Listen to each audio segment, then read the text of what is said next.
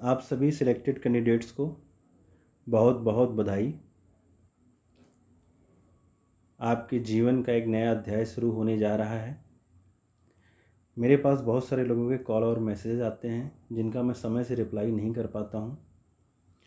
इस वजह से मैंने सोचा कि यूट्यूब पर वीडियो के माध्यम से सभी लोगों की समस्या का समाधान किया जाए।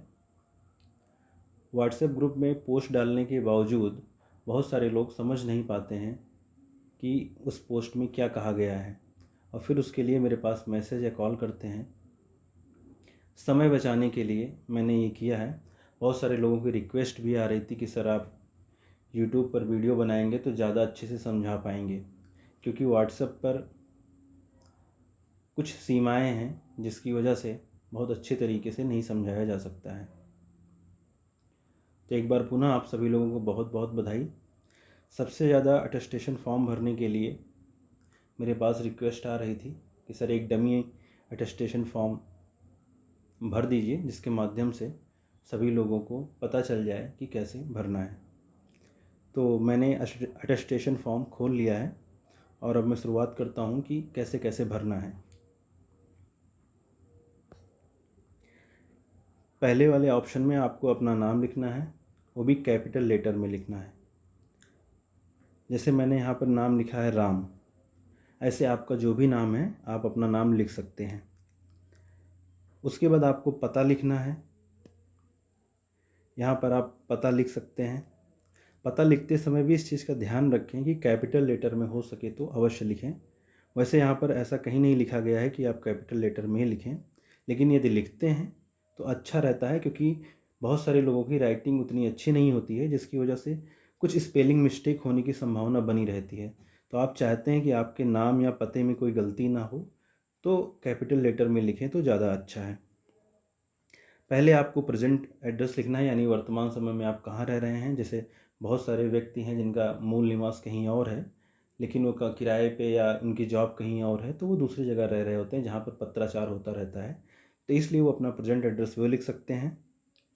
और उसके बाद दूसरा ऑप्शन जो है आपका होम एड्रेस, यानी जो आपका परमानेंट एड्रेस है, इसको लिखना है।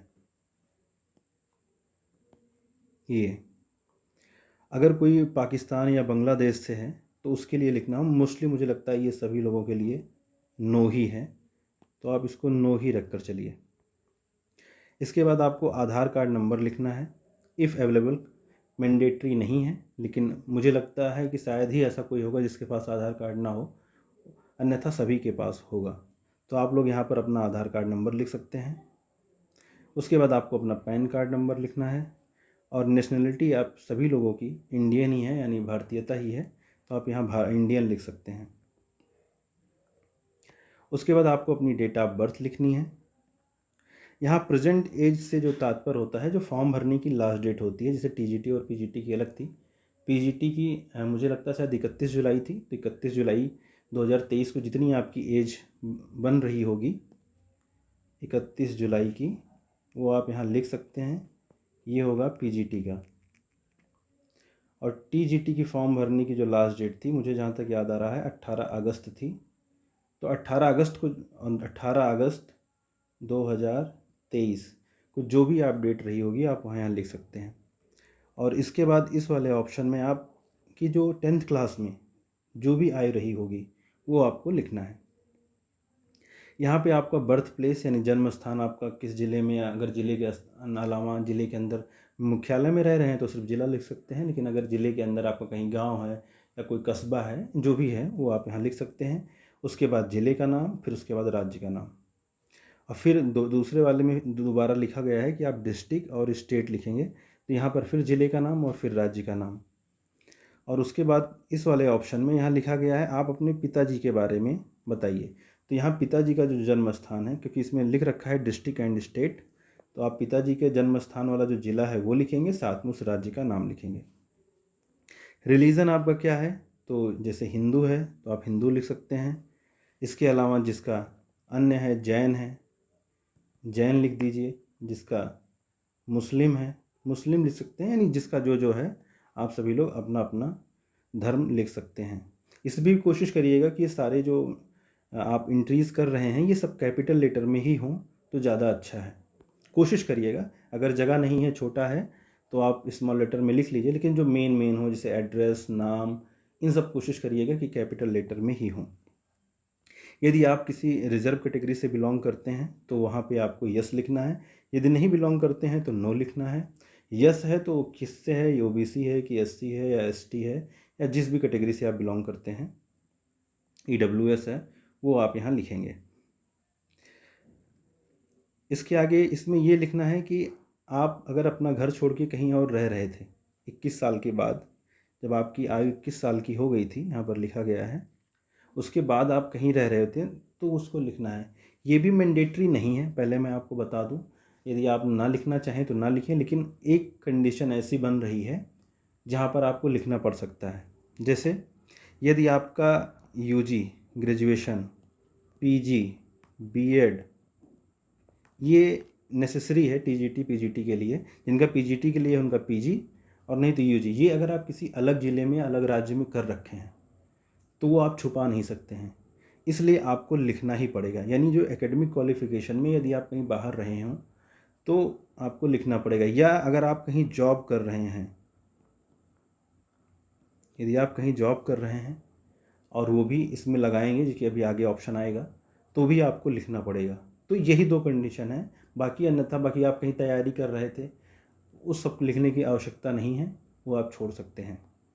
तो यहाँ पर एड्रेस लिखेंगे, और यहाँ पर एड्रेस, और यहाँ पर उस ज़िले के जो मुख्यालय का नाम है वो आप लिखेंगे, और मुख्यालय पता जो भी हो, जिससे मान लीजिए कोई प्रयागराज में रह रहा है तो प्रयागराज लिखेंगे मुख्यालय के नाम, और प्रदेश का नाम उत्तर प्रदेश। उसके बाद ये फैमिली डिटेल्स भरनी है, जिसमें आपको अपने पिता का नाम भरना है, पिता की नेशनलिटी क्या है, स्वाभाविक है सभी इंडियन है तो इंडियन ही होगी।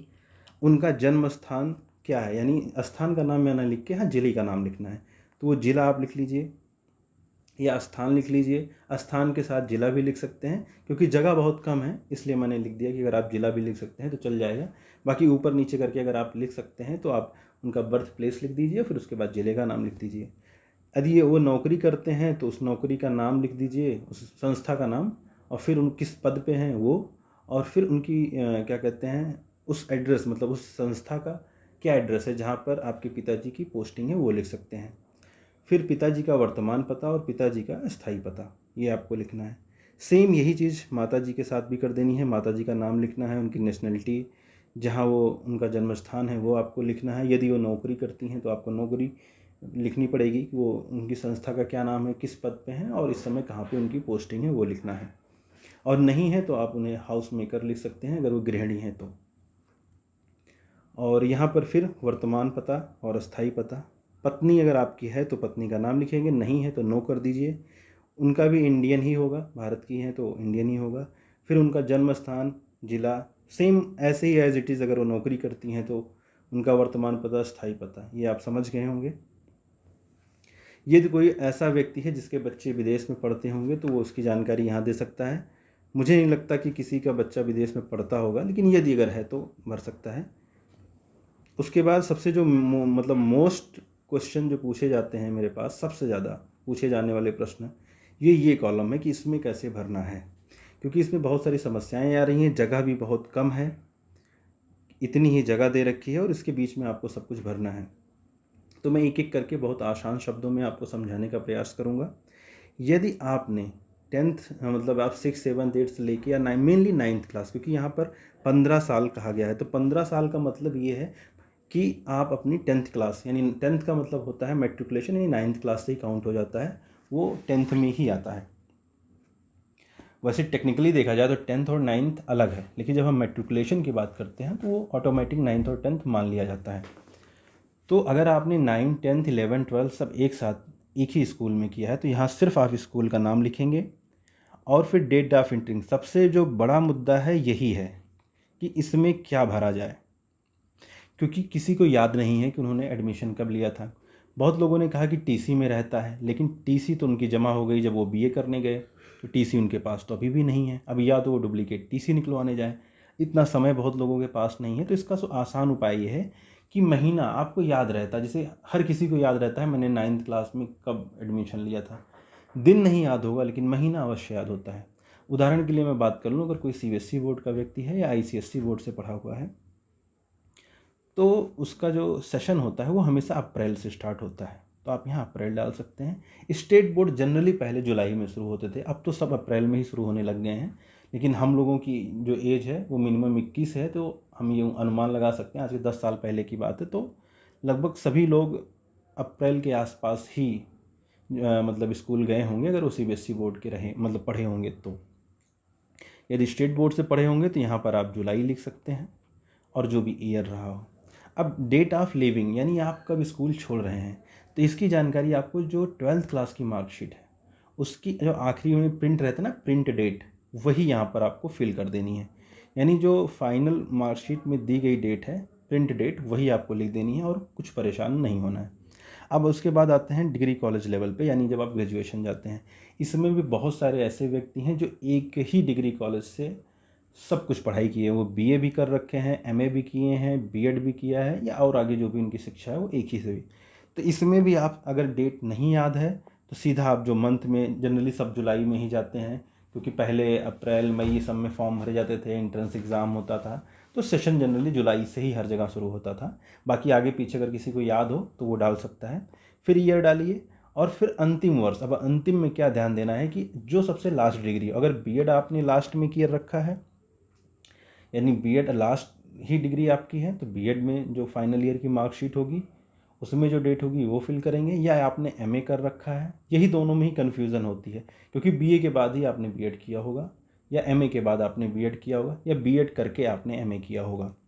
तो इसकी जो फाइनल ईयर की मार्कशीट है यानी जो अंतिम वर्ष की मार्कशीट है उसमें जो डेट दी गई होगी वही आपको लिखना है। अब कुछ बच्चे ऐसे हैं जो इनका जो मैट्रिक है यानी 10th क्लास है वो अलग स्कूल से है, 12th अलग से है, बीए किसी अलग डिग्री कॉलेज से है या यूनिवर्सिटी से है, एमए किसी अलग डिग्री कॉलेज या यूनिवर्सिटी से है, और बीएड किसी अलग से है। तो सेम एज इट इज़, ऐसे ही जिससे मैंने बारी बारी से बताया सेम ही, पहले वो 10th का लिख देंगे, 12th का लिख देंगे, बीए का लिख देंगे, बीएड का लिख देंगे, सेम। तो यही आपको करना है। मुझे लगता है कि अब आपकी जो समस्या है उसका समाधान हो चुका होगा। बहुत ही विस्तार से, बहुत ही आसान शब्दों में मैंने बताने की कोशिश की है। इसके आगे चलते हैं तो यदि जो व्यक्ति नौकरी करते हैं उनके लिए एक कॉलम है, उन्होंने कब नौकरी ज्वाइन की, कब तक की, उनका पद क्या था, उनका नेचर क्या था एम्प्लॉयमेंट का, सरकारी थे, अर्ध सरकारी थे या प्राइवेट थे, कॉन्ट्रेक्चुअल थे, जो भी चीज़ें थी वो यहाँ लिखें। पूरा पता जो होगा एम्प्लॉयर का वो आपको देना होगा, फुल नेम और उसका पता, और आप क्यों छोड़ रहे हैं पुरानी जॉब उसका कारण। जिससे क्या होता है कि बहुत सारे लोग दो नौकरियां कर चुके हैं तो दोनों को उन्हें डालना पड़ेगा, तो पहली वाले के लिए लिखना होगा कि हम दूसरी नौकरी पाए थे इस वजह से छोड़े थे, या अभी जो नौकरी आप कर रहे हैं वो क्यों छोड़ रहे हैं, तो हाँ पता, जाहिर सी बात है आपका ईएमआरएस में चयन हुआ है इसलिए छोड़ रहे हैं, तो आप रीज़न में वही लिखेंगे। अब इसमें मेरे पास बहुत सारे प्रश्न आते हैं कि सर मैंने प्राइवेट नौकरी कर रखी थी, उसे मेंशन करें कि ना करें। तो मैं एक साधारण शब्दों में इसको बता देता हूँ। यदि आपका एनपीएस अकाउंट बन गया था, प्रान नंबर जनरेट हो गया था, आपका एनपीएस में पैसा कटने लगा था, तो आप मेंशन कर दीजिए, क्योंकि आपके पास पहले से एनपीएस अकाउंट है तो हो सकता है डिटेल उससे पता चल जाए, इसलिए छुपाइए नहीं, जो सच है वो लिख दीजिए। और दूसरा एक ये है कि जिनका कुछ कुछ भी नहीं बना हुआ, बस वो सिर्फ नौकरी करते थे ऐसे नॉर्मली, तो वो नहीं भी लिखेंगे तो भी चल जाएगा। या बहुत सारे लोग कॉन्ट्रेक्चुअल ऐसे ही पढ़ा रहे होते हैं जिनका कोई रिकॉर्ड नहीं बनता, अगर वो एक्सपीरियंस सर्टिफिकेट भी बनवाने जाएँ तो भी स्कूल वाले नहीं बना के देते हैं, तो ऐसे लोग भी मेंशन ना करें क्योंकि बाद में दिक्कत होगी, अगर वो सर्टिफिकेट मांगेंगे आप दे नहीं पाएंगे। तो यदि आपको सर्टिफिकेट वगैरह मिल सके उस संस्था से, भले एनपीएस अकाउंट ना कटता हो, लेकिन अगर उस संस्था आपको सर्टिफिकेट बना के दे सके, एक्सपीरियंस सर्टिफिकेट, तो आप मेंशन करिए, अन्यथा ना ही करिए तो ज़्यादा ठीक है। तो मैंने आपको बता दिया कि किन किन का मतलब कंडीशंस में आपको मेंशन करना है और किन किन कंडीशन में आपको मेंशन नहीं करना है।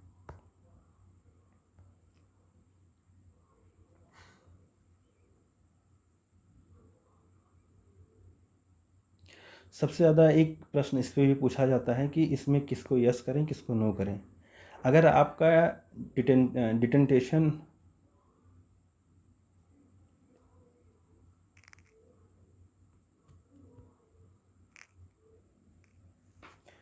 यदि आप डिटेंशन में रखे गए हैं तो यस करेंगे, नहीं रखे गए हैं तो नो रखेंगे। अगर कभी आप अरेस्ट हुए हैं तो यस, नहीं अरेस्ट हुए हैं तो नो। यदि आपके ऊपर कभी भी कोई केस फाइल किया गया था तो आप यस, नहीं तो नो। कोई क्रिमिनल केस जो है वो अगर हुआ था और वो पेंडिंग है तो यस है, तो अगर ख़त्म हो चुका है तो नो। अगर कोई ऑफिस के द्वारा, यदि आप किसी नौकरी के दौरान आप पर कोई केस हुआ है उस नौकरी से संबंधित, अगर यस है तो यस, नहीं तो नो। अगर आपको किसी नौकरी से निकाला गया है किसी भी ट्रेनिंग इंस्टीट्यूट से या सरकार की तरफ से, तो यहाँ पर यस और नो कर दीजिए, जैसा भी कंडीशन हो। यदि आपको किसी यूनिवर्सिटी में अगर रस्टिकेट किए गए हों तो भी आपको यस और नो करना है, जैसा भी रहा हो, अगर आप रस्टिकेट हुए हैं तो और नहीं हुए हैं तो। यदि किसी स्टेट पीसीएस द्वारा या यूपीएससी द्वारा आपको डिबार्ड किया गया था तो आप यस भरेंगे, नहीं तो नो भर देंगे। एक प्रश्न इस पर भी बहुत आ रहे हैं कि इसमें हमें किसका नाम देना है। तो इसमें आप अपने परिवार का छोड़ के बाकी किसी का भी दे सकते। अब ये नहीं कि अपने माता और पिता का नाम दे दीजिए, बाकी उसके अलावा आप अपने रिलेटिव में मौसा, मामी, बुआ, फूफा, जो भी आपके आसपास रहते हैं या आपके घर के अगल बगल कोई अंकल हैं, आपका कोई मित्र है, तो उन दोनों लोगों का पता आप यहाँ पर दे दीजिए। क्योंकि जब पुलिस वेरिफिकेशन होता है तो एक दो लोगों से पूछा जाता है कि आप इनको जानते हैं, कब से जानते हैं, तो छोटी मोटी डिटेल्स के लिए उनसे पूछा जाता है। और बाकी कोई बहुत इशू नहीं है। तो बस ये ध्यान देना है कि परिवार का कोई व्यक्ति ना हो, और बाकी ऐसे व्यक्ति का नाम लिखें जो आपके बारे में सही सूचना दे। ऐसा भी मत लिख दीजिए किसी का कि पता चला वेरिफिकेशन हो वो आपके बारे में उल्टा सीधा बोलना शुरू कर दे, नहीं है तो ऐसे हैं या वैसे हैं। ये डिक्लेरेशन है, जनरली इसमें आप अपना सिग्नेचर कर देंगे, डेट एंड प्लेस जहाँ आप ज्वाइनिंग कर रहे हैं उसकी डाल सकते हैं या अपने घर का डाल सकते हैं। उसी जिस दिन आप ज्वाइनिंग करेंगे उस दिन की आप डेट डाल देंगे। यहाँ पे आप अपना नाम, जैसे कि मैंने इसमें लिख रखा है, सॉरी मैंने गलत लिख दिया है, पहले नाम होगा क्योंकि नाम पहले इसमें दे रखा है। तो मान लीजिए मैं राम शुरू में लिख रखा हूँ तो मैं यहाँ लिख दे रहा हूँ राम। अब डिजिग्नेशन उसका क्या है, तो टीजीटी पीजीटी अगर दोनों में सिलेक्शन है तो टीजीटी और पीजीटी दोनों लिख देंगे। उसके बाद पूरा पता, जैसे मैंने आपको बताया था, पूरा पता आप लिखेंगे, घर का पता, गांव का पता, फिर ज़िले का पता, पिन कोड के साथ। पिन कोड ज़रूर लिखें। किस पोस्ट को आप प्रेफरेंस दे रहे हैं ये अवश्य लिखें। बस इतना ही भरना है। और इसके बाद ये मेडिकल सर्टिफिकेट का परफॉर्मा है जो आपको अपने डिस्ट्रिक्ट हॉस्पिटल से बनवाना है। इसकी जानकारी मैं अगले वीडियो में दे दूंगा। यदि आप यहाँ तक पहुँच चुके हैं इसका मतलब है आपको ये वीडियो अच्छा लगा है और आपको मेरी बातें समझ में आई हैं, मेरा एक्सप्लेनेशन अच्छा लगा हो तो प्लीज़, ये नया चैनल है, मैंने आज ही बनाया है और ये मेरी पहली वीडियो है, तो आप इसको लाइक एंड सब्सक्राइब कर सकते हैं। अगर कोई प्रश्न है तो कमेंट बॉक्स में लिख दीजिए, मैं कोशिश करूँगा उसका उत्तर देने की, क्योंकि इसमें बहुत कॉल्स और मैसेजेस आते हैं, मैं सबका रिप्लाई नहीं कर पाता हूँ, बट मैं पूरी कोशिश करता हूँ कि सबका रिप्लाई कर पाऊँ। कॉल का भले ना कर पाऊँ बट मैसेजेस के मैं हमेशा करता हूँ, चाहे रात हो जाए या अगला दिन लग जाए, बट मैं करता ज़रूर हूँ। तो आपको कोई समस्या होगी तो कमेंट बॉक्स में लिख दीजिएगा, मैं उसका उत्तर ज़रूर से ज़रूर देने की कोशिश करूँगा। थैंक यू सो मच, धन्यवाद।